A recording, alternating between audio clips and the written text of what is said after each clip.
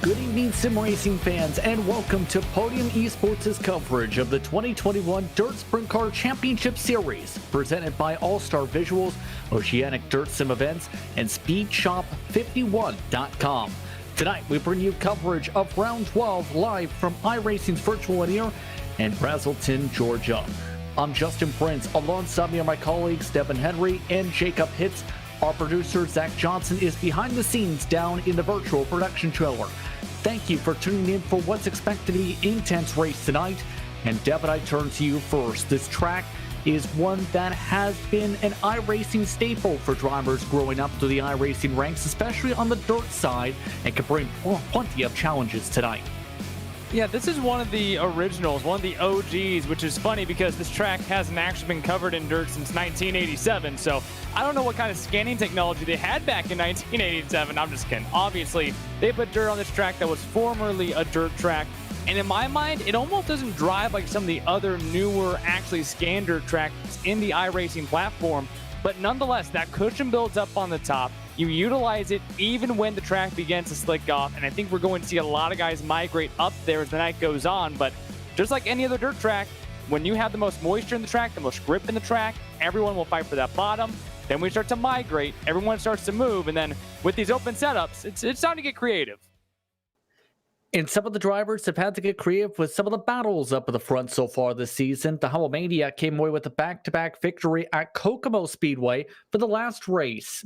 Jacob, it was an interesting one to say the very least. Closing stages, closing laps past decided that race as we take a look towards our schedule. It was kind of the reverse of what we saw at Lernerville when Merriman made the pass toward the end of the race. Heilman was pretty much second to Merriman the whole night. And then on the last restart, or late in the race at least, Heilman was able to get out in front of Merriman and really was just able to kind of cruise control. He got lucky with cautions at the end too, where he didn't have to put up much of a fight against Merriman just because he was able to get such a launch out of the gate. I tell you what, I think David Heilman is dangerous here and has the potential to get 3 in a row here at Lanier. That's just my thought. We'll see what happens, but I think he's got a great shot to go for 3 here tonight. It's going to be interesting to see how things play out. It's been a dominant season for 2 drivers, Cameron Merriman, David Heilman. We'll see how things play out for tonight. With that, let's take a look at our Google Earth for tonight's action, as this track has had many names over the years. The most recent Lanier Raceplex here in Braselton, Georgia, as these drivers will be making their way around this facility that features a grand total of 11 degrees down to the turns of banking, 5 degrees down the straightaways, on average about 8 degrees total around the circuit. Keep in mind that in the present day, the inside of the racetrack has since been paved, but at the time of iRacing scan, all that grass was still existing in the infield. The pit walls were also still up on the racetrack, and it was seen for previous racing action in recent years. It also hosts go-kart racing, and it's located just across from Road Atlanta, Devon. Yeah, a track that opened back in 1982 as a dirt track, gets paved over in 1987, but it was called Lanier Raceway until 1996, turned into what we now know it in iRacing at least as Lanier National Speedway before it closed in 2011. And this 3/8 mile oval was actually purchased by a road racer named Jim Downing in 2014. It's been Lanier Raceplex ever since, but still get to have some fun slinging dirt around here on the platform, even though it's kind of like a throwback. This is the original North Wilkesboro, if you will. And drivers have had the opportunity to be able to practice their way around this circuit. By the way, the distance around here, 0.375 miles. That is 0.6 kilometers here at this facility. Clay dirt surface here for tonight's racing action. Now, with this opportunity, let's take a look towards your race analysis for tonight as qualifying has made its way underway to set the grid for the heat races for tonight. There were 6 heat races this evening, with 10 laps apiece here at the Lanier National Speedway on the iRacing platform here in the state of Georgia.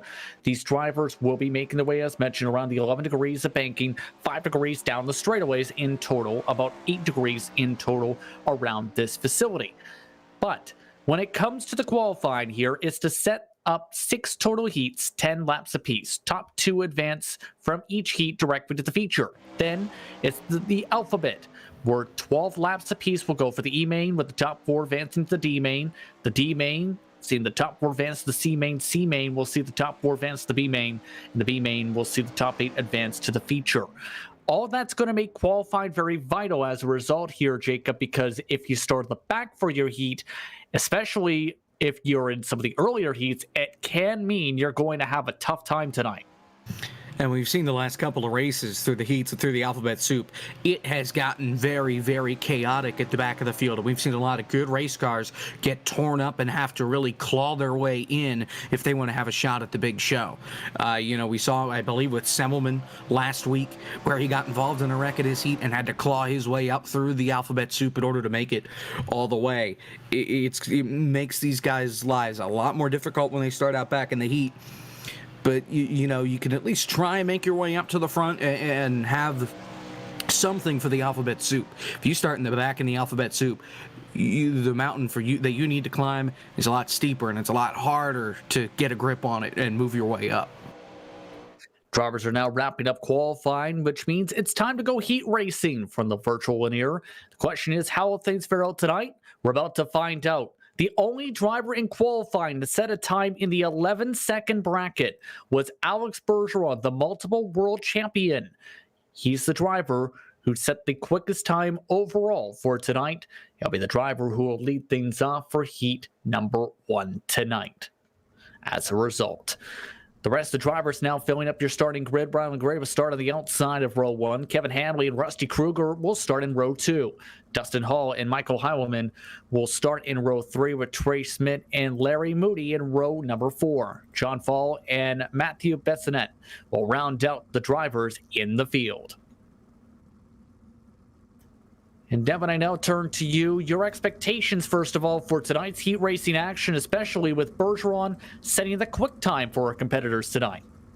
Yeah, the all-time wins leader coming out hot to start things off in qualifying, ready to set the grid soon. And when I look at this track, it doesn't get completely reset. There's still a little bit of slick on the straightaways. And what that's going to do for these drivers is it's going to make the car more difficult to set into the corner. And here at Lanier, they really throw in the right rear to set the car up, and you try to take the corner as straight as you can to maximize your momentum. The slicker that the straightaway is, the more difficult it is to keep your machine pointed straight on entry to give yourself the optimum whip into the corner. So right out of the heat races, if you do not have that rhythm down and the car set up correctly to deal with that slick stuff on the top, you're going to have major issues on corner entry. You're going to get passed or ran over very, very quickly.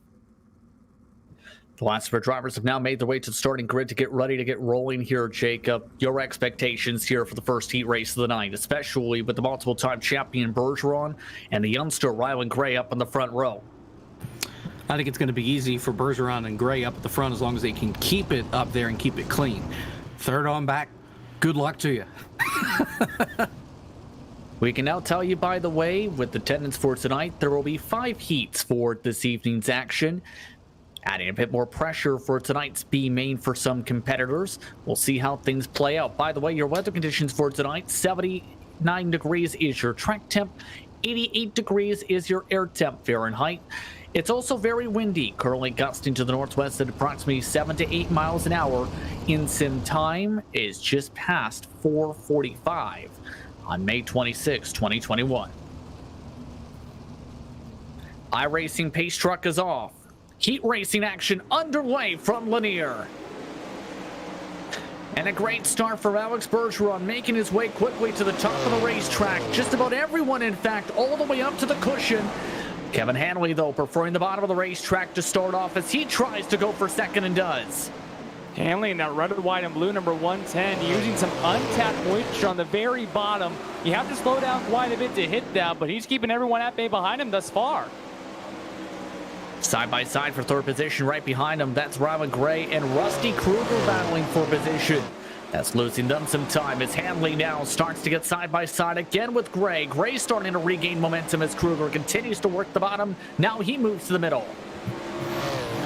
Yeah, Hanley's been able to make that inside line work really well. I don't think we're going to be able to see that all afternoon and all night long, but he's being able to make it to work early on this relatively not worn racetrack. He's making the bottom work. I don't know if that's how he has it set up for the heat or what, but he's going to have to get used to moving on up where everybody else is right now, because that bottom, it's going to lose moisture, it's going to lose grip, and you're going to fall back in a hurry if you stay down there. Rusty Kruger's losing some ground here, Devin, as well, coming up with 4 laps to go already in this heat. Hanley, though, over-rotated a little bit. Here comes Gray. He moves up to second at the stripe, right behind Bergeron. Hanley just put that right rear into a little bit of slick stump, and it over-rotated into the corner for him. Remember, the top 2 move on to the A main, so this is the final transfer spot. A little bit at stake here for both of these drivers. I'm surprised Hanley hasn't even tried a different line. Seems to prefer that line all the way to the bottom of the racetrack with 2 laps to go, though. It's going to be tricky here to try and get back up to Gray. He sends it hard once again, Jacob. Yeah, I think that inside just lost all that it had for Hanley. Gray with a great run on the outside. 1 lap to go, and he's right in the tire tracks of Bergeron. He's going to have one shot here to make a move. This would be for the overall pole. They have traffic ahead, but Alex Bergeron goes to the bottom to defend. Gray to the top line. Bergeron wins the first heat. Rylan Gray will take second position. The rest of the drivers will go on to the alphabet. Those drivers, Kevin Hanley, Rusty Kruger, Larry Moody, Trey Schmidt, Michael Heilman, Dustin Hall, Matthew Bessonette, John Fall will be those respective drivers. That brings us quickly to heat number 2 for tonight's action, as the Merriman, Cameron Merriman, will be the driver who will bring us to the green flag for heat number 2. Sean Brown will start at the outside of row 1 with Ross Kaiser in row 2 alongside Eddie Hartley. Landon Cardoza starts in row number 3 alongside Coulter West with Kevin Bermheimer in 7th. Trey Galgan will start in 8th with Jason Setzer in 9th. Kevin Parento will start in the 10th position. That's a look top to bottom at your starting order for heat number 2 for tonight's race. This heat and tonight's coverage is presented by Speed Shop 51. Speed Shop 51 is an iRacing setup shop which offers individual setup packs, coaching, custom designs, and much more. Their main goal is to help improve the skill level of all competitors across the iRacing platform. Speed Shop 51 was designed in December 2020 by Clayton Tilley. For more information, you can check out our website at www.speedshop51.com or follow them on Facebook and Instagram today. Of note, one driver did not make the start for the heat. That was Jason Setzer. The rest of the competitors have made their way to the racetrack, and boy, oh boy, what a season it's been, Devin, for Cameron Merriman. Yeah, Cameron, it seems like, is the guy that week in and week out, you have to beat him. He went on that 4-race streak, got back in victory lane at Lernerville. We thought he'd find it at Kokomo as well. Just 3 races left in the season. You know that he's going to get back to victory lane. Sometimes up to everyone else to stop him. The iRacing pace truck is off. Can they stop the Merriman? The Merriman's off and away with a great launch to the top of the racetrack as we're underway for heat number 2. He's already pulled away by a few car lengths. The battle for second is on, though. Brown to the top. Kaiser tries to run the bottom of the racetrack as they continue to work their way now to turn 1.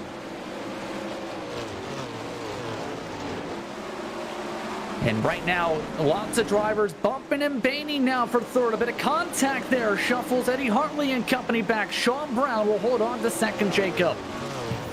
Yeah, these guys are really antsy to try and get as many spots as they can as we got trouble. 1 car, 2 cars up in the air and over. Make it 3. Eddie Hartley, Coulter West, and Kevin Parento. They got together coming down the back straightaway. I'm not quite sure who made contact, but 2 cars made contact, and I believe Parento was the last one to come piling into that crash.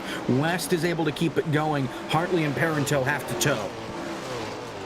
Still, though, Sean Brown is knocking the wall down, running that cushion. He's hit the wall at least 3 times this lap already here, Devin. He's obviously preferring the cushion as well as the rest of our field, but is currently keeping himself right up against the edge of it. And riding on board inside the cockpit, you can see just how much he loves to bang up against that wall. That is the fine line here. The cushion not that large right now, so it's not necessarily going to catch you as now Cardoza gets into the wall. Ron Kaiser now taking a look at P3. Kaiser trying to work that bottom of the racetrack still. Can he get close enough to Sean Brown is the big question. They've already fallen behind Cameron Merriman by more than 2 seconds, just about 2 laps to go in heat number 2. Brown trying to hold on to that position. Cardoza trying to find a way to close up the gap as he waves bye-bye to the driver in 4th spot, and Kaiser for the time being. White flag is out. Final lap for the heat. Cameron Merriman has been very dominant in this heat. He'll take the checker flag by more than 2.5 seconds, while 3rd spot will rub tires. Cardoza moves to the bottom of the racetrack. He'll defend, but it's not enough to get up to Sean Brown either way. Brown will get the 2nd spot to move on directly to the feature. Cardoza and Kaiser will go to the alphabet. Bernheimer, Galgan, West, Parento will be among the drivers out. Hartley and Setzer will also be out and go to the alphabet. That brings us directly to heat number 3 with Felix Roy starting in 1st position. Kenny Miller will start in 2nd with Kendall Tucker and Mason Hannigan. The Little Hurricane will start in 4th. Vinny Sandstone and Gunnar Harris will start in 5th and 6th with Austin Griffey and Jordan Malwardner starting in 8th. Nicholas Hovey will start in 9th. Jack Xion will start in 10th. That's look top to bottom of your field here. And Jacob, your thoughts here as we get ready to go heat racing for the 3rd time tonight. Tell you what, if they keep battling like they battled for 3rd there, we're going to be in for one heck of a night. Them slamming on the last lap, it was really for nothing other than a spot in the alphabet soup later on because they weren't going to catch 2nd spot. They were still all over each other. It was a great battle. And I tell you what, we've got a lot of fast cars. And these guys seem pretty evenly matched once you get away from pretty much the top spot in these heats. It's going to be a lot of fun. The tough thing here, though, Devin, is the fact that it seems the cushion is the preferred line. It seems if you aren't able to get the high line to work, it's going to be tough to try and pull away. Exactly, and you got to be the guy to outdo everyone else on the cushion. I'm looking for Kenny Miller in this race, the Morgantown, Pennsylvania kid who actually races in the USAC East Sprint Car Division. Hey, a little bit of real-life experience. I know that this track is a little weird compared to other dirt tracks, but I think Kenny here, maybe he can pull a rabbit out of the hat with some real-world experience, get himself in this A main, starting 2nd. We'll see how this heat goes. As Kenny Miller already makes a bit of contact with Roy to start things off as we're underway. To the bottom of the racetrack goes Roy as several drivers fan out 2 to 3 wide. Kendall Tucker trying to make a move now to the bottom of the racetrack. Several, in fact, fanning to the bottom. Kendall Tucker rips away the bottom to make it 3 wide for the lead as he slide jumps his way to the point. What an incredible move and what an incredible slide back from Miller, Jacob. I can't believe they didn't wreck there. I fully expected them to run him up there on the front straightaway. That was a great move by Tucker. He's still holding the bottom. Mason Hannigan, he's down there pretty much ripping the inside wall. You don't see that often as, whoa, somebody just climbed the wall there on the outside. That was Roy. That was the pole sitter. So at this point, his car's broken. He's got suspension problems, I'm sure. That's pretty much it for this heat. He's going to have to claw his way through the alphabet soup. But Tucker, Miller, Hannigan, they're all over this top 3 right now. This is fun to watch. Hannigan's trying to roll the bottom of the racetrack. Kendall Tucker now is working multiple different lines. Kenny Miller working the middle of the racetrack. It's been an interesting heat so far, but with 4 laps to go, now all of them are wanting to run the bottom of the racetrack right up against the wall here, Devin. And Kid Smooth Kendall Tucker is impressing me how he's able to stick that right rear in the slick stuff and really make it work. He's not that low in the moisture. He's still a little bit high, even in turns 3 and 4 earlier in this race. Making that middle really trouble. Hannigan just wrecked. Hannigan just wrecked from 3rd spot. He caught the outside wall and couldn't hang on to it down the back straightaway and spun out. Unfortunate for the Little Hurricane, that would lose them almost a full lap, but Kenny Miller with 2 laps to go wants to take away the race lead from Kendall Tucker. It was a launch that came with a 3 wide move for Kendall Tucker in this heat to take the lead, but for Kenny Miller, he's been up here this whole time and inside the top 2. They now try and battle at the bottom of the racetrack with a white flag now waving. Kendall Tucker now pulls away by half a second. Miller has one more chance to reach on Ford. Can't get there. He'll still get a bubble spot, though. Kendall Tucker wins heat number 3. Miller finishes in second. Third goes to Gunnar Harris. And rather to Vinny Sansone than Gunnar Harris. Austin Griffey, then Matt Warner, then Mason Hannigan, Felix Roy, Javi, and Yon round out the drivers. And that's heartbreaking for Hannigan there. He was so close. He was putting on such a good show there, and just one little mistake. It's all it takes. And now he's going to have a long way to go here the rest of the night. We'll see how things now play out as heat number 4 gets underway. Austin Settleman will be the driver who will bring them to the green flag with Chris Sapske in second. Chase Wofford will start in third with Jacob Denny in fourth position. Carlin Kier will start in fifth with Russ Cornata in the sixth position. Randy Shreves will start seventh with Steven Sittler in eighth position. Clayton Tilley, Justin Furhay will start in 10th position.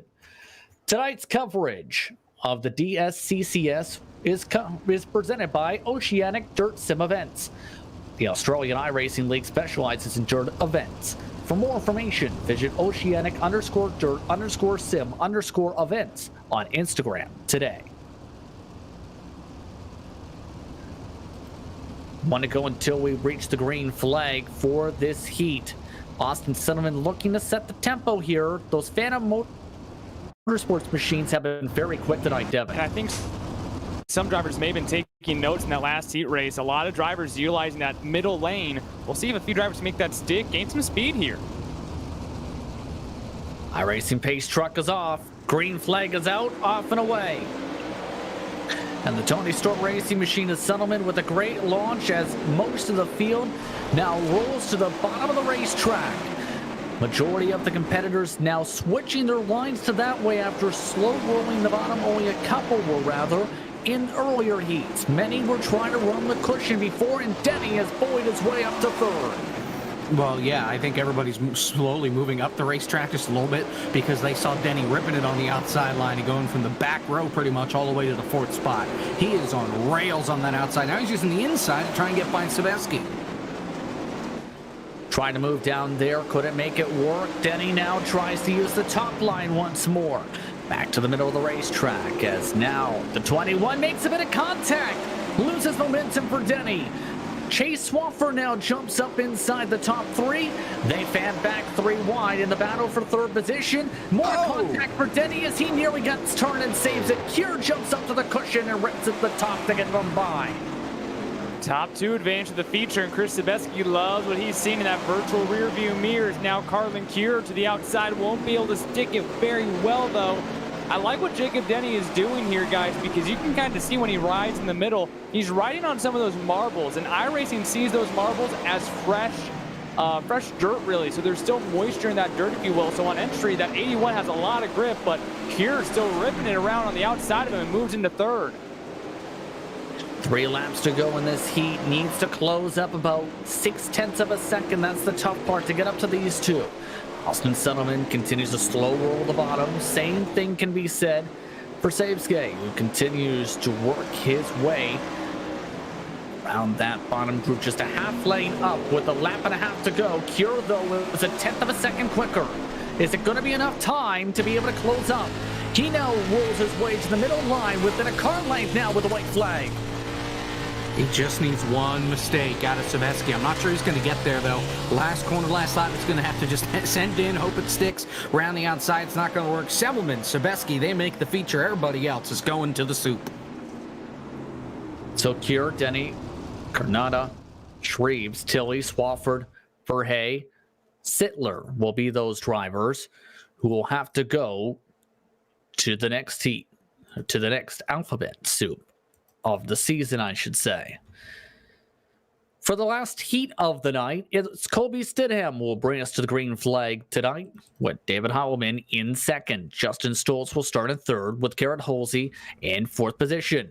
Zach Jurczyk will start in fifth position with Ernie Williams Jr. in sixth. Vincent St. Louis will start in seventh. Ducier will start in eighth position. Aiden Berlin will start in 9th position, one of the top contenders the past few weeks. It's going to be tough to see if he's going to be able to cut his way through the pack. Tonight's coverage is presented by AllStar Visuals, your home for high-quality graphic design and outstanding customer service. If you're looking for a new racing logo or hero cards, look no further. AllStar Visuals has you covered. For more information, visit facebook.com/AllStar Visuals today. And I found it very interesting where two distinct groups are starting to really form up here. The cushion, but as well, Jacob, the bottom of the racetrack seems to be the one that's really working out for our top competitors so far if you want to be up front. Yeah, I didn't think the inside line was going to work at this point in the run, but it's really come in really well, and these guys are set up to run the bottom clearly when it's pretty worn out. I mean, you can see the bottom of the racetrack right now has a lot of rubber in it, but they're still making the bottom work pretty well. I mean, we saw on that last run, Denny on the high side, he couldn't really get anywhere once he got into the top three on the outside. He had to jump around. Green flag is out. We're underway for heat number 5, and a great launch for your race leader. Kobe Stidham now works the bottom of the racetrack. Heilman is up on the wall, though. One car gets flipped up into the catch fence, and Zach Dursick, one other driver, stuck in the wall in turn 3. The rest of the field now makes its way towards him as Highway-Maniac. The Highway-Maniac will move his way to the cushion and take away the lead. Yeah, that's the first big wreck that we've seen so far tonight. That was ugly. But look at this move by Halsey. What a slide on Stidham there. Wow. They are bumping and baiting for the second position, squeezing each other up as Stidham's able to defend. Now, Garrett Halsey comes back for the slide and gives him the turn. He loses momentum, Halsey does. Stidham now makes contact with the wall. This allows Justin Stoltz to now jump up to second position.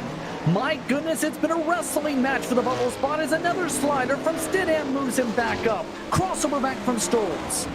And Ernie Williams Jr. now moving into third in the blue and yellow number 91. He's been loving what he's been seeing out in front of him. He moves into third, one spot on the transfer now, trying to rip the inside lip. Oh, big trouble. Stidham hard in the wall. He gets turned around in the turn 3 entry, coming to 4 laps to go. My goodness, what a heat it's been so far. But it's Stoltz holding on to the bubble spot now by almost 0.6 of a second. The problem is Stoltz continues to get stuck in the wall, Devin. And that's the big problem here at Lanier. Once that right rear touches that wall, it just wants to reach out and grab you. You want to be as straight as you can, as long as you can, but if you bounce off that wall too hard, you're in trouble, and that's where Ernie Williams Jr. using that middle lane. If you can at least keep speeding that slick stuff, you can make it work and still make up time. Ernie Williams Jr. is knocking on the door, coming to the white flag. The Highway-Maniac has ran away from the field for the white, but Stoltz trying to hold on for a few more sets of corners. He continues to utilize the top. Williams Jr. goes for the slide in the middle. He gets slammed into. Williams Jr. gets slammed into. Stoltz will get the bubble spot. That was Berlin coming in from the back of the field to move up to third. Wow. Halsey just sent it in there like a heat-seeking missile and just drove straight into the side of Ernie Williams Jr. Wow. You know, guys, I was wondering, hey, you know, these past 2 weeks, it's been much calmer in these opening heat races than Kokomo and Charlotte. You know, this is pretty wild. And then we had that last heat race. Okay, so now we set the tone for the mains. Just wanted to make sure. Yes, we just set the tones with bumping and baiting. And let's take a look at how they'll start for tonight's E-main. Again, top 4 advance to the D-main for tonight. Felix Roy, the driver at the front row after his contact with the wall from before. Chase Swafford second. Jursic will start in third with Bessonette in fourth. Hartley and Hovey will start fifth and sixth. Berhe will start at seventh. Deucer will start in 8th. John Fall in 9th. Jason Setzer missed the grid, was scheduled to start 10th. Jax Young was scheduled to start 11th. Steven Sittler, who missed his grid for his heat, did make it to the start. He will start at the back of the field. The tone's been set for the E-main, to say the very least. The question is here, Jacob, how the drivers take said tone. Yeah, we'll see if they kind of pick up the baton that was left at the end of Heat 5, which is everybody just throw it in the corner and hope it sticks, or if these guys are a little bit smarter and keep it relatively civilized up at the front compared to Kokomo and the dirt track in Charlotte. I'm not going to hold my breath on the ladder, though. I think these guys are just going to send it. Here we go.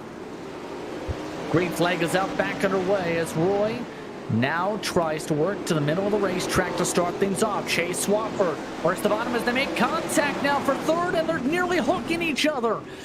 3 wide as they start bumping and banging off each other in the middle of the pack. A wild start to this E-main. These guys are beating and banging everywhere, elbows up, and this is not good for anyone in the second half of the field. This is your last chance. The more contact that you make with other drivers, the less of a chance you have of gaining positions and moving on to the D main. You're in a big enough hole. You don't need to be 10th in this race. Currently, it is Nicholas Hovey who is in the bubble position, which is currently heating up though. Bit of contact and 3 wide right behind him as several drivers going around and trying to bump each other around here, all while the top 2 have utilized the top and ran away. Well, I'll tell you what, Justin Verhey just ran head on into the inside pit wall. Not sure if the broadcast saw that or not, but he just misjudged it a little bit and caught it head on. So he's pretty much out of this. He's back in the 10th spot. But tell you what, Bassett, Harvey, Hovey back here. This is something else. Hartley, rather, not Harvey. Too many HAs. I'm losing my mind. Oh, Eddie Hartley. Well, he just got slammed into the wall. My goodness. What a situation as those cars stop at the bottom of the racetrack. That means moves Zach Jurczyk into the 4th position. Well, I hope everyone took their money that they put into the adrenaline stock, because it just rose up here. I don't understand what's happening in this E-main, but coming to 4 laps to go here, all I know for a fact is that this top 4 loves how many competitors are dropping out like flies right now. Well, and can I just say that Joey LaDuca was in that contact on lap 1 and got pushed all the way back to 9th. He's currently 5th. He's not out of this yet. He is 1 spot away from getting back in this thing. So he has really made it work here through this main. He needs to close up about 1.3 seconds or so, though. That's the tough part, to get back into an opportunity. 2 laps to go, though, in the E-main. It's been bumping and banging and wild, to say the very least. The driver on the bubble, again, it's Zach Jurczyk, who is currently in 4th position, 4 seconds back in race leader. Then it's Bensonet, who is up in front of him in 3rd. Then Chase Swafford in 2nd. Felix Roy, the quickest car on the track, has already made his way to the final set of corners for the checker flag. Felix Roy will move on to the E-main, bring Chase Swafford, Dale Bensonet, and Zach Jurczyk with him. The Deucer will move into the end of his race with John Fall, Steven Sittler also done. The rest of the drivers did not finish in a firework-filled E-main. A lot of contact, to say the very least, in that E-main. We'll see how the D-main fares, with Randy Shreves at the front row with Vincent St. Louis. Michael Howland will start in 3rd tonight with Coulter West in 4th position. Mason Hannigan starts in 5th with Clayton Tilley in 6th position. Then it's Kobe Stidham, Dustin Hall, row number 4. Parenteau, and then the rest of the drivers for the E-main, Roy, Swafford, Bensonet, Jurczyk, will round out the 13 drivers who will take part in tonight's D-main. And Devin, I turn to you here. How do you play this now, knowing that it's been very physical so far the past couple races, but you also want to make sure you're in a position to be able to transfer into a bubble position? Well, looking back at the heat races, we started with a lot of guys starting up on the cushion, and I think one thing that everyone realized was how congested the top lane was. And I wouldn't be surprised if a lot of guys went to the garage and they started to set their car up for the slick stuff in the middle, because we've actually seen guys migrate lower at the start of a run to try to get out of the hoopla. So now that the hoopla is down low, maybe you move up high to get away from that. I think all that you need is a little bit of free real estate that's just open in front of you, and you can do something to get yourself out front and transfer to the C-main. The iRacing pace truck is off. Green flag is 8. Back back on our way for more racing, this time the D-Main. Shreve's already making his way to the top of the racetrack. Heilman trying to work the middle lines. Mason Hannigan trying to work the bottom. It is 3-4 wide in the heart of the pack at the end of the first lap. Top two, Shreves and St. Louis. And Jacob, this is getting intense already with the 3 wide action. Something's got to give, though, with multiple different lines playing out. Yeah, we had contact in the back that sent Chase Swafford around, so that's not looking good for him to make it back up through the pack. But there's still a chance, kind of like Leducer. You know, there's a snarling pack here, and it just takes one mistake to take 3-4 guys along for a wild ride. So you're 4 wide for 4th. This is tight up here. How about for the race lead, though? 3 wide just about. St. Louis poked to the outside of Randy Shreves. Mason Hannigan, who had his incident in his respective heat race, now moves into the race lead, just trying to clear on by Foley at the bottom of the racetrack. All of this as well, St. Louis is now having to defend a hard-charging Clayton Tilley, who is sliding his way up inside the top 3 with a clean slide. Tilley just sat back and watched, now able to take away a position as they continue to duke it out for 5th. Vincent St. Louis now on that bubble, see the most dangerous of all because everyone is shooting as many shots as they can. Back and forth here in the second pack, but for Hannigan, Tilley, and Shreves, they're feeling a little bit more comfortable. If I'm St. Louis, I'm getting a little bit of sweat run down my forehead because these guys are right on his tail tank. Can he hold on to that bubble position is going to be the key thing. Roy's been very quick all night. And there's the answer to that question, real quickly answering itself, Jacob. Yeah, he just got the wall entering 3 and couldn't get it off of it. So now he's back in the 6th spot.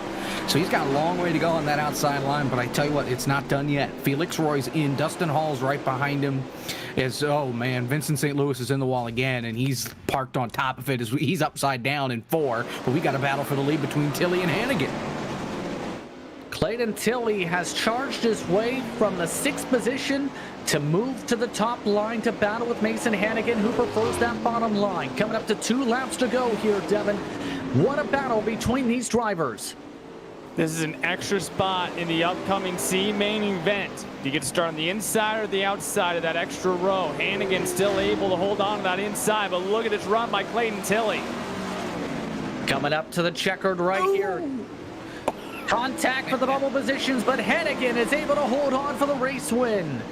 He moves on with Tilley, Shreves, and Felix Roy as they crash into turn 1. Kobe Stidham did everything he could without killing Felix Roy to get that 4th spot. It just came up too short. Dustin Hall, Kobe Stidham, Michael Heilman, Jursic, Parento, St. Louis, Swafford, West, Bessinet are the drivers who are done for the evening. That moves us on to the C main, where once more 4 drivers advance to the B main. It'll be Ernie Williams Jr., Larry Moody, Kevin Bernheimer, Austin Griffey, Ross Cornetta, Garrett Halsey, Smith, Gaugen. In the battle of the trays in row 4, Werner and Hannigan, then Tilley and Shreves. Roy rounds out the 13 drivers in the C. iRacing Pace Truck is now rolling here, and I'm curious to see how far the Little Hurricane can make his way on through with how quick he was, as well as Clayton Tilley. Do you think they can get there, Devin, in time for 12 laps?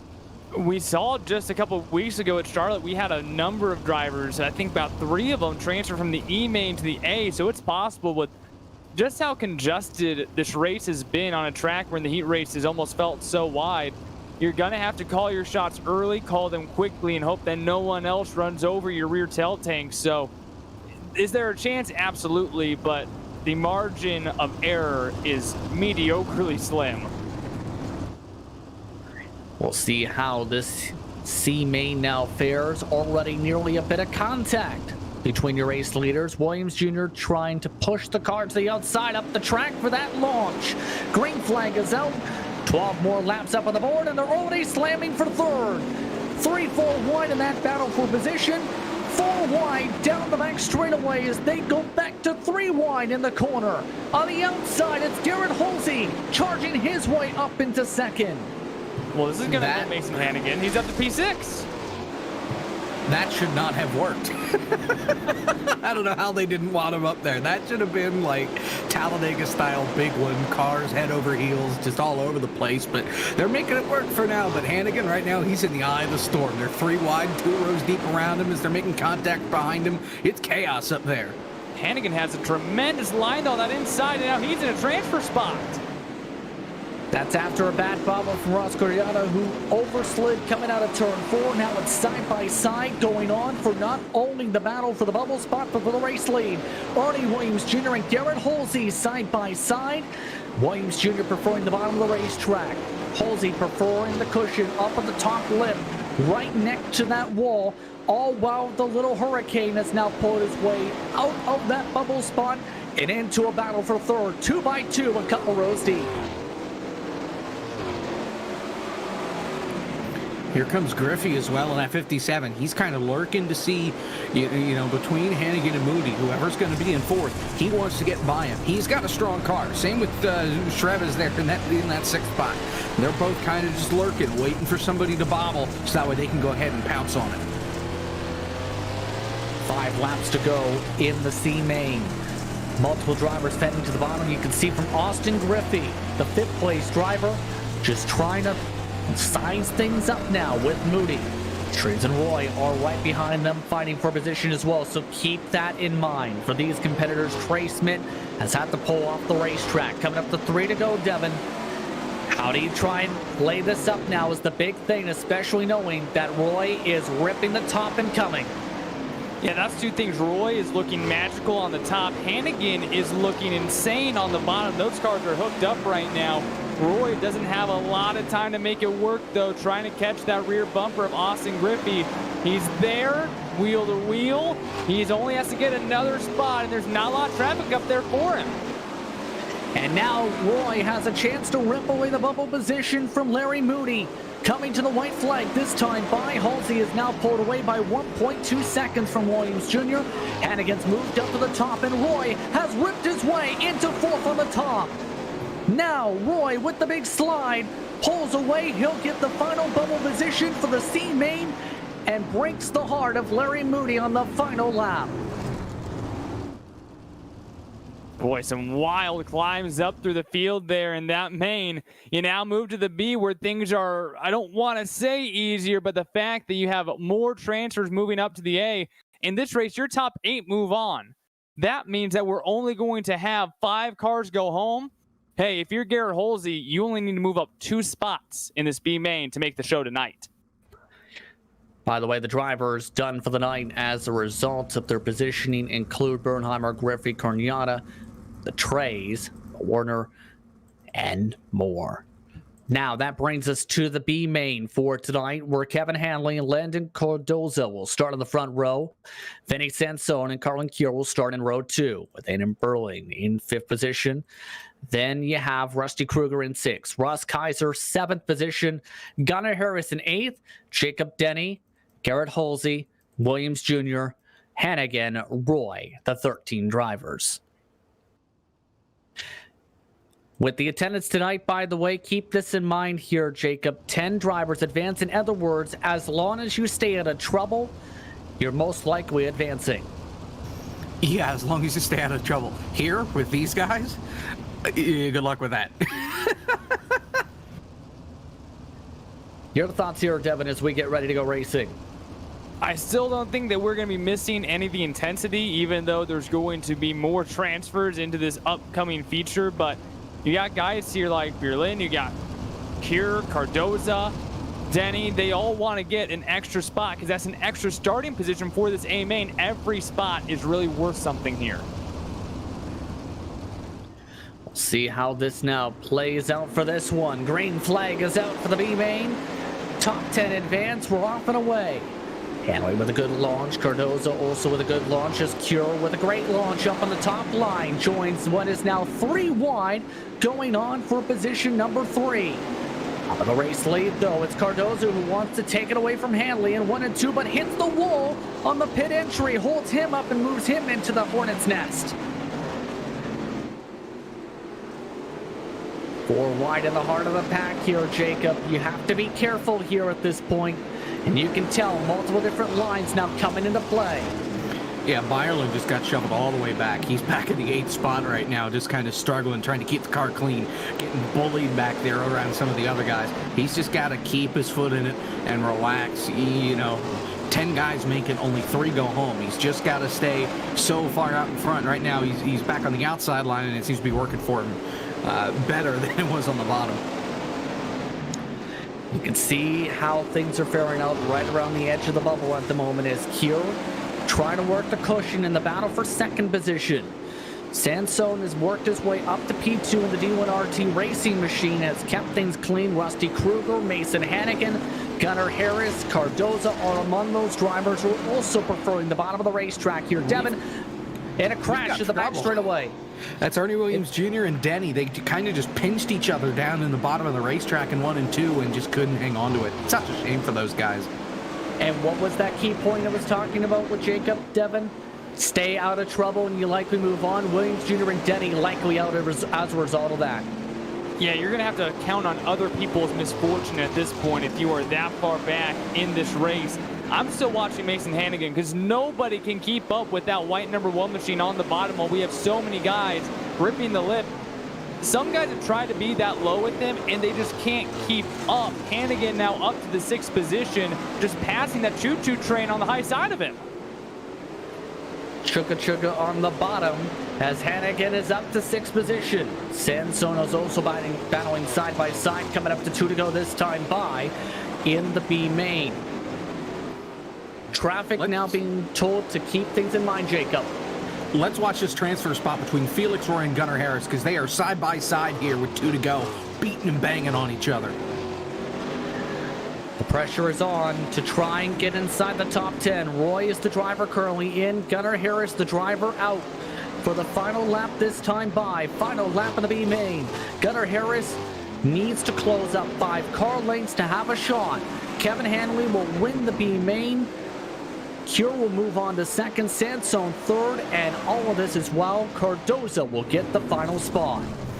Yeah, Harris, he got the wall getting into turn 1 on the last lap, or coming off forward on the last lap, and just that pretty much took the wind out of his sails. He fell too far back on Roy, and then Roy was able to pass Cardoza there at the stripe for that 9th spot. So it's Hanley, Cure, Sansone, Kruger, Kaiser, Berlin, Hannigan, Halsey, Roy, Cardoza moving on. Harris, Williams Jr., Denny are the drivers out. With that, drivers will now hit the track for final practice here at Lanier. We'll take a quick step aside. When we come back, more coverage of dirt racing action here on Podium Esports.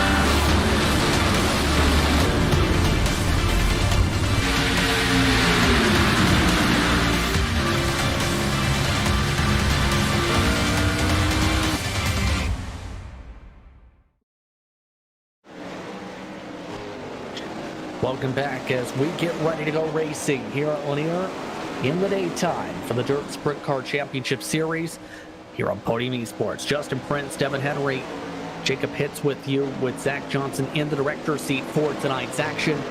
And I turn to you first here, Devin, as we get ready to go racing. A lot of physicality through the alphabet soup tonight, but 35 green flag laps, 20 drivers all set to go racing here. Your thoughts on how this could play out for these drivers with the unique challenges that Lanier brings? Well, my first concern is the fact that it might get even more aggressive. Obviously, we're not just running for funsies here in the Dirt Sprint Car Championship Series. It is $100 to win this race, 50 for second place, $25 for third place. Not a single person here had to pay an entry fee to get in here. They're just the best of the night who was able to stay out of a mess. And when it comes to when we have this track in the A main, they took the blade, they took the virtual water to it. It's going to have grip in it. So it might get more aggressive just because these drivers will have more control of these cars when they get back onto the track, and we have a full field lined up for the A main event. So there's a chance that we can get a little bit more aggression going on here at Lanier, but we also know that these are some of the best guys in this session. So we'll see if they can keep it straight, because obviously when it comes to dirt Lanier, keeping that front end pointed straight is the fastest way to get around this track. Your thoughts here, Jacob? I don't know how they can get more aggressive unless they just take out more cars. You know, these guys are, as you see, they're crashing down practice, great. But these guys are really, really aggressive throughout the alphabet soup. And I think we're just going to see that carry over into the feature. I think for the first 2-3 laps, it's going to be chaotic.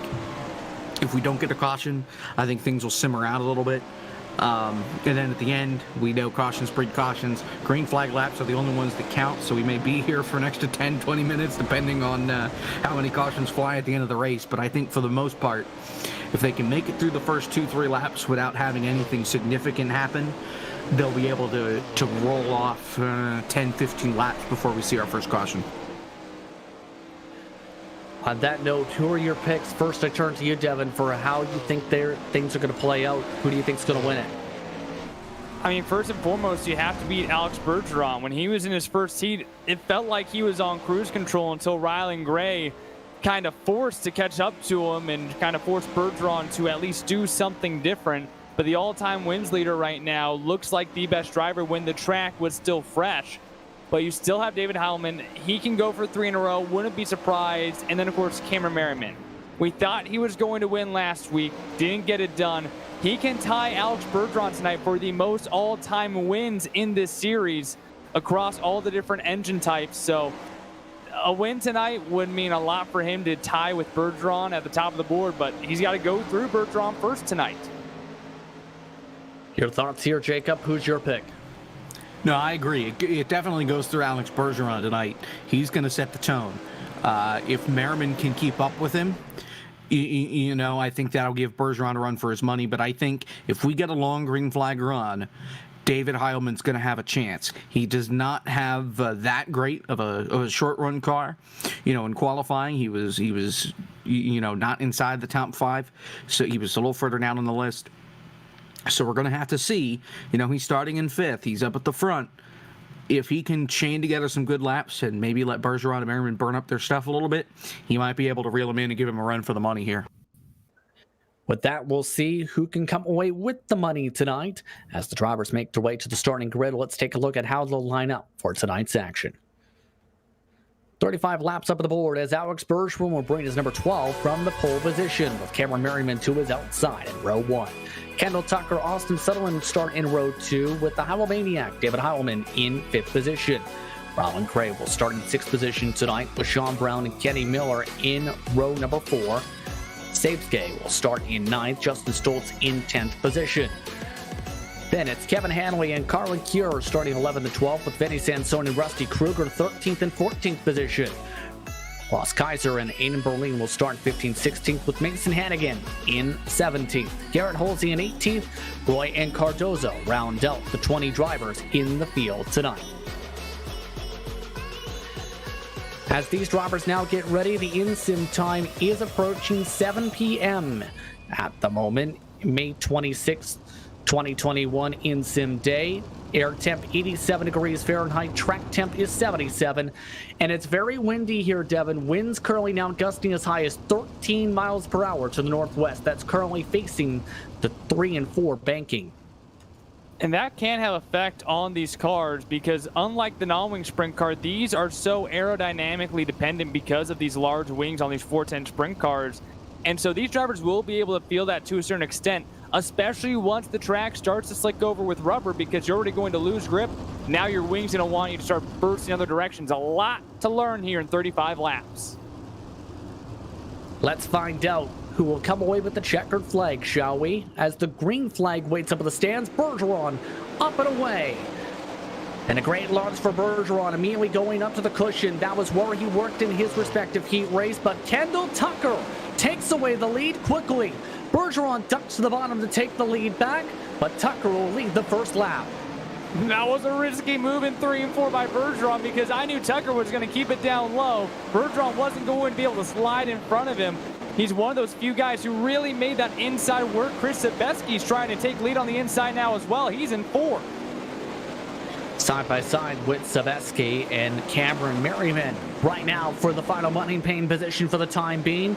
Merriman trying to work the middle of the racetrack. All this is while the Hornet's Nest is getting all that thicker. David Heilman trying to make his way through the traffic as well in this battle for position. Bergeron, meanwhile, has lost about 3/10 to Kendall Tucker up front, Jacob. Well, I'm glad we all had Kendall Tucker on our radar as somebody to watch out for here in this race. I didn't even realize he was in the top 5 until he was going for the lead. So he was not on my radar. There's no doubt about it. But right now he's proven that he can keep it out in front as he slapped the wall a couple of times already. But Bergeron hasn't been able to be there. Then it's Sabeski, Heilman, and Merriman battling right behind him. Semmelman waiting in the wings as well. It's like, oh, 3 wide, and Semmelman, or no, that was, I think Sabeski and Heilman almost made contact. That was close. And Cameron Merriman was caution. Caution is out. It's Rusty Kruger. A rough night for Rusty Kruger. Was in 16th position before going around. It was out with the help of Garrett Halsey, and contact gives him significant damage. So our first caution flag of the night comes at lap number 7. Let's take a look at a replay to see what happened. Oh, he just gets driven through, and then nowhere to go in the outside line is Aiden Byerlin there. Just kind of wrong place at the wrong time. Significant damage coming for Aiden's car. By the way, he lost his front clip. Kruger taking a lot of damage to the side as well of his race car. But that will re-rack and stack up the field and allow the opportunity for Kendall Tucker to control the field. Bergeron second, Merriman, Sabeski, I should rather say, David Heilman, Austin Settleman, Kevin Hanley, Sean Brown, Vinny Sansone, Rylan Gray, among the top 10 cars for this restart. iRacing pace truck is off. Green flag and a big checkup. Several cars nearly making contact, Devin. Oh, and Bergeron into the wall! Oh! Bergeron upside down as the caution flag waves. Well, that got chaotic quickly there. Bergeron trying to rip the lip, and like we saw in some of those heat races, not a lot of real estate up in that top line. A lot of drivers trying to use it and slide up to it for that matter. And he got run over by Merriman, of all people. So that's our 2 top guys. That's our 2 top guys right there that got involved in that. A huge sandwiching moment there as Bergeron made hard contact with the wall, though, Devin, in turn 1 to cause that. Yeah, that's interesting there. You know that a guy like Bergeron knows what he's doing, but it almost looked like the right rear was on top of the cushion before he really was able to settle in. And so once that car got turned, since he was atop the cushion already, there wasn't anything saving that car from sliding up the track. Might just turned in a little bit too late, got atop the cushion, and it just sailed right up into the wall, and there was nowhere for Merriman to go. With that, we're just about all set to go. So now 2 drivers off the circuit already. Rolling. Bergeron are those drivers. Significant damage for Karen Merriman as well from second as the green flag waves. Kendall Tucker moves to the bottom of the racetrack. Merriman moves up to the top. Sabeski trying to run the middle of the racetrack. Austin Settleman, meanwhile, now goes in the battle for 3rd position. Several cars fanning out here to the top or the bottom so far in this run, with Settleman going for the slider for 3rd. And they want to go 3 wide up here in the front. Semmelman able to work his way through the middle, gets around Heilman and Sabeski. David Heilman now stuck on that inside, trying to work whatever moisture is left down there, but ripping the lip. Semmelman now trying to track down Cameron Merriman in that 2nd position. Iowa Maniacos also moved his way up to the 4th position. Brain Sabeski with him. on that top group for the time being. Hanley's trying to commit to the very bottom of the racetrack in this group. And you also have Sean Brown, who has made his way towards the top 5 in 7th position so far to start things off. But Kendall Tucker currently holds the lead by 0.7 of a second over Cameron Merriman. The question is, how long can Merriman hold on with Austin Sunderman closing in slowly but surely? Closed in 1/10 last time by. Sunderman, of course, an online dirt racer since 2005, a longtime veteran here on this service and across the sim race community, Devin. And those are one of the guys who got to race here at Dirt Lanier back in the olden days, if you will. But with a lot of experience here back when this was one of the tracks that was almost exclusively for the dirt racing world. And when you race at a track like this for so long, you learn things that you just don't forget, even if, say, the tire compound changes or some of the dynamics of the track change by iRacing. It's a track that you get used to, you kind of get fitted with, and right now, sliding his way into turn 1, he has a very unique line that he looks comfortable with, now trying to use that here on Merriman. Cameron Merriman seems to be struggling here, Jacob, with the damage to that front clip as Sendelman now goes for the slider. Just can't clear on by. That's going to be the tough part, is completely clearing. They're losing about a couple tenths a lap. Sunderman finally slides from the top, forces Merriman to switch to the bottom of the racetrack, Jacob. Yeah, Merriman's bounced it off the wall a couple times on the high side. That's what allowed Semmelman to really close in the gap. As he hits the wall again, Semmelman throws the slider on it. He's clear by a tractor trailer length, but now here comes Merriman with a huge launch off the corner, and he'll pull the slider again on him in 1. Back and forth for second position still as Austin Sunderman goes for the slider once more. 15 green flag laps to go already in this one. Merriman back for the slide once more, goes up to the top shelf. Sunderman forced to check up a bit. Now he goes to the bottom of the racetrack, goes for the slider all the way to the top line, and this time the diamond once more works for Cameron Merriman. He charges back into second. David Heilman is there to pounce if one of these two drivers makes a mistake, but their deficit is now extended to 2 seconds behind Kendall Tucker. I wouldn't be surprised if Tucker doesn't even know what's happening behind him, because that 0-0 looks so smooth right now on the top. He is sailing away right now, and he might be having a nice little drink with him as well. He's having a great day out in the water. Yeah, he is pulled away by 2 seconds from this battle for position. These drivers have been costing each other 1 to 2 tenths per lap, but Cameron Merriman seems to have settled back into the second position with 11 laps to go. And if you're Austin Sunderman, how do you try and play this to completely clear on by Jacob without making a major mistake or allowing the crossover back? Well, really, you know you're faster than him. You just, when you get by him, he gets a bigger run because you're at a disadvantage because you have to slide up the racetrack. So really, you're hoping there's a caution or Merriman makes a ginormous mistake, kind of like that, except he got a great launch off the corner anyway, so it doesn't matter. But I think Semmelman's hoping for a caution more than anything, kind of bunch everybody back together so that way he's got a shot to get by Merriman and then have Tucker right in his grasp as well. 8 laps to go this time by. David Heilman has fallen off to nearly a second behind this battle. Cameron Merriman back into the wall. Sunderman works his way up the top line, not able to capitalize quite yet. Coming up to 7 now to go. As Kendall Tucker's been very dominant, he's led them all so far here at Lanier. The question is, can he close it out? Especially with the traffic now potentially that could be a factor if things continue to play out. By the way, some of these drivers in the midst of the pack have been having a ball, including these drivers on the bottom of the racetrack as they approach 5 to go.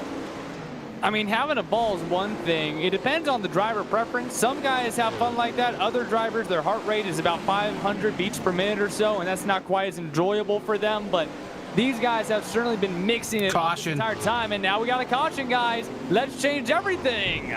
Justin Stoltz, he was parked up on the high side in turn 3 and then disappeared as soon as the caution came out. So he looks like he's the culprit for this caution flag. Going back and looking at a replay, he catches something in the outside wall and goes head over heels, does a kick flip, and then pretty much just unplugs his computer before the car officially comes to a stop. You'll see it right here, bounces off the wall once, twice. Oh, he catches the opening.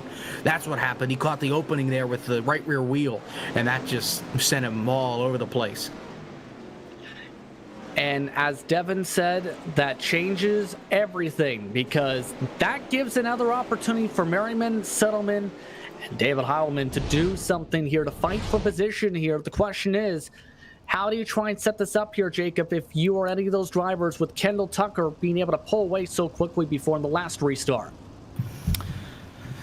How do you not let him get away? Well, run into him, move him up the racetrack, rough him up, do whatever you can to keep him in your sight. But, I mean, really, Kendall Tucker just has to do what he's done the last 30 laps, keep it clean, and don't worry about the guys behind you. And I think he's got a great shot to bring it home. Merriman, he's got damage. Semmelman, he struggled to get by Merriman. David Heilman's still there in fourth, though. Watch out for him. Green flag is out. A great launch for Kendall Tucker and a greater launch for Austin Sullivan. He's already attacking the bottom of the racetrack to try and rip away second with 3 laps to go this time by. Austin Sullivan can't get clear of Merriman once more, though. They still stay side by side for second into 1, Devin. I really thought Semmelman was going to throw a slide job there. There's just not enough speed in the center of the corner on the bottom if you're not hooked up the right way, like Mason Hannigan definitely is now in the top 5. Semmelman just doesn't have the speed down there. I really thought by now he would just throw a slide job, force Merriman to check up, and hopefully have the outside in his advantage on the next corner, but he's still sitting here like a duck. White flag is out. Final lap from Lanier. Sullivan continues to work the bottom of the racetrack. Oh, well, Kendall Tucker has been dominant all day for the Swindell speed lap. He'll see the checker flag. He wins at Lanier. Oh, across the line. I think David Heilman might have got Austin Semmelman there on the outside. What a lane selection there. Yes, he did. He took away the top 3 from Settleman with the run up on the top line. But second still went the way of Cameron Merriman. Well, you know, Kendall Tucker won his heat race somewhat convincingly. I think that's on us, guys. I'm not picking him to win this race. Too many people that could have contended for the win. We just kind of forgot about Kendall Tucker. And, of course, the guy that we forget about goes on to lead every lap and win the thing, right? Absolutely dominant, to say the very least, tonight, as he now gets the chance to celebrate. With that, let's get the opportunity to look at your unofficial race results as these drivers be able to celebrate here at Lanier. Kendall Tucker, Cameron Merriman, David Heilman come away with the money paying positions tonight. The separation just under 0.4 of a second for the race lead for Tucker over Cameron Merriman. Austin Sullivan comes home in 4th position where he started, while the Little Hurricane Mason Hannigan went from 17th to 5th position. Rowan Gray finished in 6th position with Kevin Hanley in 7th. Finney Sansone, Kenny Miller, Chris Sebeski rounded out your top 10, Devin. In the 11th position was Felix Roy. Sean Brown takes home the 12th position, followed by Garrett Holsey in 13th. Harlan Cure takes home P14. Landon Cardoza in the 15th position. Everyone else more than a lap down. Justin Schultz, Rusty Kruger, Ross Kaiser, Alex Bergeron, Aiden Barline. Takes home your final 20 spots. Tonight's A-Main at Lanier. It was an entertaining battle, to say the very least, up in the front spots, Jacob. The top 4 fiercely fought all race long. It was a battle between them all race long, you're right. And I tell you what, with Semmelman falling back to 4th there, with Heilman barely getting him at the line, you kind of forgot that Heilman was there, only because he couldn't get by Semmelman and he couldn't get by Merriman. He was able to find a way to squeak by Semmelman right at the stripe. If we had, I don't know, 10 more laps added onto that, I think he could have had an opportunity to maybe at least get 2nd spot. Maybe not have anything for Tucker, but at least get to Merriman, if not get by him. So it's Kid Smooth who takes the checker flag tonight. He's now standing by for celebrations. As Kendall, you dominated tonight, found your way up to the race lead, and quickly, after a great start to this one, then led just about every single lap. How are you feeling? I feel good. It's definitely a pretty big win there. Like I said last week, I just haven't been able to, compete in many of these races this season. I only think we've ran 5 of them so far. So, to come out with a win, feels great in this tough field of cars. I definitely, haven't ran sprint cars that much here recently, besides, running this series the last couple weeks. But, setup we had tonight was really good. Was really good and attacky early when we needed to be to get out front, and then was able to just kind of, rip around the cushion, the rest of the race. That's where the car felt the best, if wasn't really very loose at all or tight. Just had a nice nice balance to run the cushion nice and straight and keep my momentum up. That's kind of why I decided to keep running it that late in the race when the track was that wore out. But went down to the bottom the last lap there, to protect any type of slide job there. Pretty sure we had a big enough gap there, to where we could get down and change the lane and, to run the bottom that last lap, and the car, stuck really good, moved the wing back a little bit, going down the front straightaway, and found a lot of grip that last lap. We were on the bottom, so can't complain at all with the setup. So feels good to be back in victory lane here. How difficult is it to build a setup for your car for this type of racetrack? Because of course this isn't a track that's on the iRacing World of Outlaws Nostra Drink Sprint Cars World Championship Series calendar, but this is also one where many different drivers rising up to the dirt ranks end up visiting. Yeah, this track is just very unique. Kind of have to have a setup that'll be able to run top, bottom, and middle, because all three of those lines will be fast at this track any time throughout the night. So you just have to find a good setup put together that'll be balanced enough to where if you do decide to make a last second decision to have to run the bottom or middle or top, either one, you can have enough trust in the car that it's going to stick no matter how hard you drive it into the corner. So kind of just been going back on our notes here the last honestly couple years. Went back to the 2019 season a little bit and put a little something together. So 2 years later, it's a couple of those tweaks are still fast, so that's good. So but don't really think it's going to matter. I think the sprint cars will probably get the new tire model update just like the late models and big blocks have got. So and the UMP modified. So looking forward to that, and that's shaking things up a bit. That leads to a good question then. With that coming up potentially in the coming weeks and months here, how much do you think that can fare out and shake things up for a series such as this in the future then? I think it's going to take people, a while to, get setups put together. Once they do decide to put the new tire model out, it could be myself included. So it's just going to take, a lot of testing, to get where you need to be back up front and competing for wins and stuff. So I got a lot of faith in my guys over here at Swindell Speed Lab and Slick Sim Sport. They'll, whenever the time comes to have to, come across that bridge, we'll be ready to make the necessary adjustments and stuff to hopefully be out front and compete for more wins. Congratulations on the victory, Kendall, tonight. A very dominant performance. I appreciate it. And I just got to thank, my guys at Swindell Speed Lab and Slick Sim Sport, K1 Race Gear, Bear Archery, 127 Industries, just in Kevin Swindell for everything he does for me. And it was thanks to Brody and all the guys for the league. And, thanks to you guys at Podium Esports for the broadcast. Really not sure how many races we got left, but hopefully, we got a couple more here. So, hopefully we'll, be talking to you guys again here in the future. Well, there is a race coming up next week, and it's at Bristol. So that's going to be one to definitely have to put a lot of work in. Congratulations once more. All right. Hopefully we'll see you there. Thanks. Kendall Tucker coming away with the victory tonight over Cameron Merriman. Cameron Merriman's now standing by as he's the one who takes second position. He's with Devin Henry. Yeah, Cameron Merriman taking home P2 tonight here at Lanier. But Cameron, what else did you need there to catch up to Kendall Tucker? You had that opportunity on the restart, but just couldn't quite tag onto that tail tank.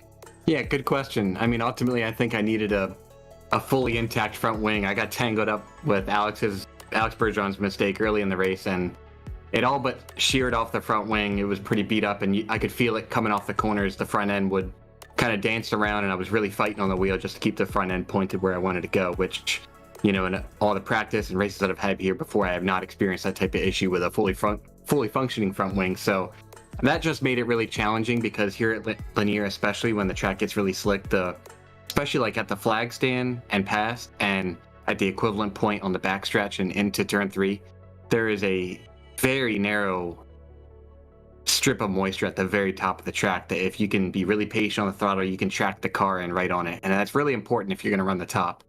Because the entire rest of the track gets really blown off. So being able to put the car exactly where you want it is of utmost importance when that's the case. And it was really hard to handle with the torn up front wing. But other than that, we had I'll call it an interesting track and also a really messed up track. iRacing has to deal with this.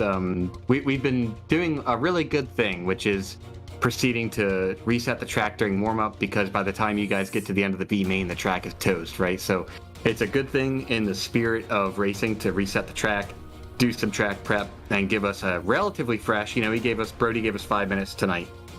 And when you come into the feature, you expect all of the natural lines that would normally appear in a linear race to show up, but we've been having an issue lately where iRacing's pre-generated track states will become superimposed on top, and you'll notice there that at the beginning of that feature race, no one was able to tread through that really black slick stuff. It was almost like straight ice. So they've got some stuff to work on the server side and the track rendering, track state management, but that definitely made it challenging. But hats off to Kendall. He ran a great race and deserved the win for sure. And looking at your messed up front wing, the miraculous part of that is the amount of control that you had over that car, because Austin Selman, I don't know if you know this, but you guys are having a great battle, but he was on the inside the whole time. And I know that all it takes is one slip up into the wall for you, and on the inside, Austin is going to be gone. So kind of take me through what it took to keep that car straight, to hold back Austin that entire time. He never really even got a nose on you. Well, that's an interesting question. The battle that I had with Austin probably lasted, 5 to 7 laps, and we were trading slide jobs, so it was just a matter of rhythm. And especially at a track like Lanier, where the lines are very discrete. The line on the bottom is you got to plant the car exactly where you need to plant it to run. On the top, you got to be stuck to the wall almost the entire way around the track. It's not like a place like the Grove or even Knoxville where you can work throughout the entire portion of the corner to find a line. Like here, the lines are very discretized, and you got to be exactly on the mark. So what ends up happening in the battle with Austin is you get into trading slide jobs, and you're just baiting each other to really make a mistake. So what that means is I understand that he's going to be sending a slide job on me coming into 3, and I have to be prepared to, make sure I've planted the car on the cushion on entry so that I don't over-rotate the car, and then obviously want to make sure I don't stuff the right front into the wall and get myself a bunch of understeer trying to unpin myself from the wall. So a lot of that's just focus and mental fortitude and understanding, how to do battle like that and trying to keep it clean, because ultimately you're both sacrificing time trying to get an edge on the other, and the guys behind are coming up. I think in that scenario, David Heilemann was in the catbird seat waiting for something to happen. So you just got to stay patient and stay focused. And ultimately, I didn't know that I was going to come out on top of that, but was fortunate enough that I was able to hold on to second there for sure. And who do you got to thank for bringing it home P2 tonight? Yeah, I just want to thank you guys up in the booth and Brody for putting this thing on. It's a kind of an off time and dirt oval racing. There's not a bunch going on in the official series or even some of the leagues. We get low car counts, but Brody's put on an excellent series here with DSCCS. So hats off to him for putting up cash to bring out stiff competition. And I'm sure they put on a great bunch of racing tonight, and really thankful for that. So hats off to him, and appreciate you guys calling the broadcast. So appreciate the interview, guys. Appreciate you, and appreciate you guys putting on a good show. Cameron Merriman brings it home P2 tonight at Lanier. Well, sneaking onto the podium at the last second, David Heilemann was able to put on a little bit of booster going out of turn 4. He brings it home in third, and he's chatting with Jacob Hitz. Tell you what, David, we talked about you pretty much from the start of the race, that you were somebody to keep an eye on up at the front, especially if we had a longer run in there. You were able to slide into third right at the last second. Take us through your night. Yeah, it was literally the last second. I'm sure Cam alluded to it with, what was kind of happening with the track, and what we kind of been talking about it at least all season. And we had a little longer warm-up this week, and it still wasn't showing any slick spots for us. I was like, all right, what the heck are we gonna get here? And then we saw at the very start of the race, it was kind of like a big pre-gen, and it wasn't just turn 1 like it's kind of has been, but all the way around the track. And I kind of panicked, threw some stuff at the setup to try to be able to work the really inside wall, and it wasn't even that great for me early. I probably could have used that yellow a little bit. Because the track, I don't know, it was just kind of slider than it seemed like. But the car really didn't like that. Austin and Cam were battling in front of us once we got to 4th, and we weren't even catching them. We were lucky we didn't have anyone behind us, because we were bad. And then, finally, I was like, with 10 to go, I was like, well, we need a yellow now, and then maybe I could try to start working this inside wall. And I kind of dig, and I got it alongside of Austin, and that's just when the yellow came out, and I was like, crap. And I think if the yellow could have came out a little earlier, and we would have restarted third. We could have made something happen, but then Austin kind of took that bottom line at the end, so it kind of just, well, screw it, just try to rip around the top the last lap or two, and was able to just kind of snooker him at the line. But track was there's nothing wrong with the tracks being different, instead of the same stuff we always get, but when it's kind of like stupidly random, like with the pre-gen way it is, it makes for some wonky stuff. I think that's might have happened with that. I don't know. I didn't really see, but we're laughing at Alex on the front straightaway because it seemed like there was a big bump going into turn one, and it was just different. It was weird. Like, when I was trying to enter up there, I kept spinning my tires because it was like there was a dead pan, the hard pan a little bit right under that, and it was just weird. I don't know. Like I said, I kind of threw different stuff at the setup, and it seemed like it's kind of coming in at the end, but we were definitely no better than like a third place car. And before we send you on your way here, anybody you want to thank, say hi to. Hey man, y'all see GameStop today? That's all I'm gonna say, because that motherfuckers are going to the moon, alright? So check that out. Check out House of Speed though. We'll see what happens next week's Bristol, so see what happens there. If we're gonna reset or not. But these tracks are sure throwing us for a loop, it seems, this season, but I don't know. Kind of making it interesting, something different, not the same old boring stuff, so that's cool. Thank you guys for broadcasting. Everyone back at Slick Sim Sport. Congrats, Kendall, on the win. And, Well, congratulations on the third place finish, and we will see you next week from the Bristol Dirt Track. Oh, boy. Oh, boy. David Heilman, third place finisher, here tonight from Lanier. Justin, take us home. With that, let's take a look at the upcoming events on Podium Esports and what's going to be a busy upcoming week of racing action, shall we? After what was an intense race tonight, the MSRA Premier Series will make its way to Charlotte this upcoming weekend on May the 29th for the Doolittle Oil Co. Inc. 600. Be sure to tune in at 7 p.m. Eastern Time on Podium 2's Twitch, as well as Facebook and Twitter. Then, a special event for the Porsche Club of America's Sim Racing. It's a team racing series event taking place on May the 30th. You can catch that at 7 p.m. Eastern Time at PCA Sim Racing on YouTube. Then the MPI Cup Series later on that day will take place on Podium Esports' Twitch channel from Talladega Super Speedway. Be sure to tune in as they look to try and battle for a championship. Then, PCA Sim Racing Series 6 will take place the same day as the Dirt Sprint Car Championship Series' Bristol Dirt Race. For the PCA Sim Racing Series, they'll make their way to Canadian Tire Motorsport Park, also known as MoSport, both on Wednesday, June the 2nd. Both you can catch at 8 and 9 p.m. respectively Eastern Time for that racing action. You can also catch that same time on Wednesday, June the 2nd at 8 p.m. Eastern Time approximately, the eNASCAR Pro Invitational iRacing Series on Fox Sports 1, or for those across the border in Canada on Fox Sports Racing. And don't forget, the eNASCAR Road to Pro Qualified iRacing Series takes place at the Paperclip, Martinsville Speedway, Thursday, June 3rd at 9 p.m. Eastern Time. You can catch that on Podium Esports' Twitch channel. Don't forget, second split on STN Racing as well. On that note, it was an intriguing night of racing action to say the very least here. Devin, your quick final thoughts on this one. It was almost more calm than I thought it was going to be, and I don't think I'll be able to say that when we go to Bristol Dirt next week, but the utilization of different lines was very impressive tonight, and I look especially at Mason Hannigan, who we saw multiple semis come through the field. Well, he's your hard charger tonight, running from 17th to 5th. Went up 12 positions using that inside line. I'm interested in the weird track surface at Bristol Dirt. What can drivers do to utilize something like that to move to the front? That's what I'll be watching next week.